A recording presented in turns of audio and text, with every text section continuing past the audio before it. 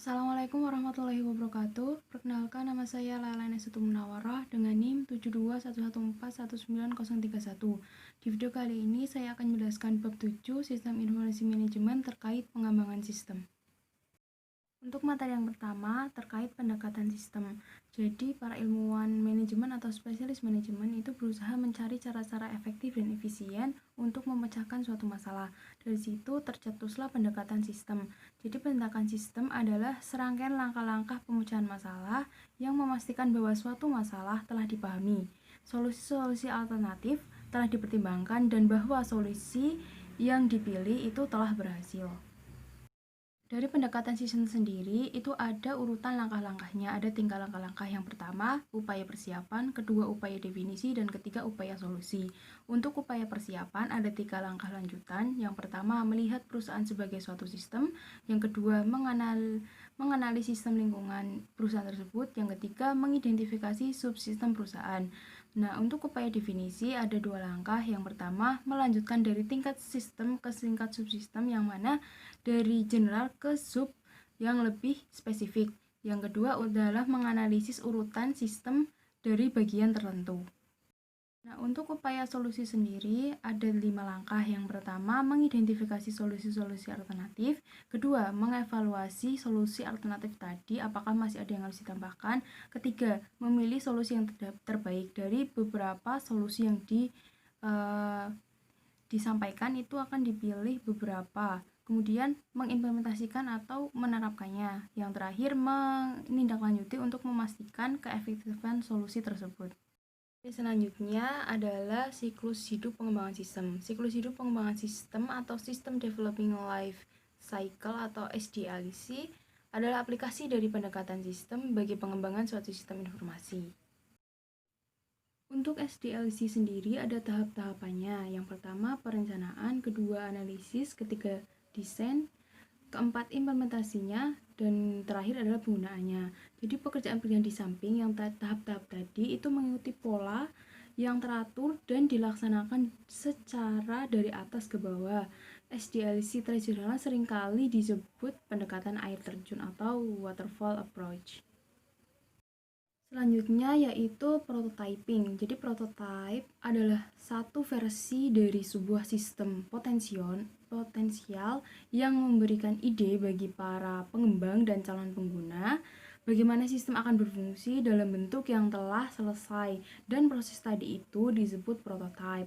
Nah, maksud saya prototyping. Nah, untuk prototyping sendiri ada dua tipe, yaitu prototype evolusioner dan prototype persyaratan.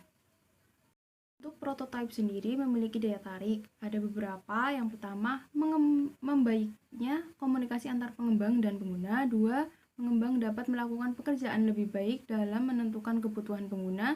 Ketiga, pengguna memainkan peran yang lebih aktif dalam pengembangan sistem. Keempat, pengembang dan pengguna menghabiskan waktu dan usaha yang sedikit dalam mengembangkan sistem. Terakhir, implementasi menjadi jauh lebih mudah karena pengguna tahu apa yang diharapkan. Walaupun prototipe ada daya tarik, tapi potensi kesulitan dari prototyping juga ada. Yang pertama, terburu-buru dalam menyerahkan prototipe dapat menyebabkan diambilnya jalan pintas. Kedua, pengguna dapat terlalu bergembira dengan prototipe yang diberikan. Ketiga, prototipe evolusioner bisa jadi tidak terlalu efisien. Dan yang terakhir, antara muka komputer manusia yang diberikan oleh beberapa alat prototyping tentunya kemungkinan tidak mencerminkan teknik-teknik desain yang baik. Materi selanjutnya yaitu pengembangan aplikasi cepat. Istilah RAD atau Rapid Application Development atau pengembangan aplikasi cepat diperkenalkan oleh konsultan komputer dan penulis James Martin. Jadi RAD adalah kumpulan strategi, metodologi, dan alat terintegrasi yang ada dalam suatu kerangka kerja yang disebut rekayasa informasi. Selanjutnya adalah pendekatan berfase. Adalah suatu pendekatan bagi pengembangan sistem informasi yang terdiri atas 6 fase tahap, yaitu yang pertama investigasi awal, kedua analisis, 3 desain, 4 konstruksi awal, 5 konstruksi akhir, dan terakhir pengujian dan pemasangan sistem.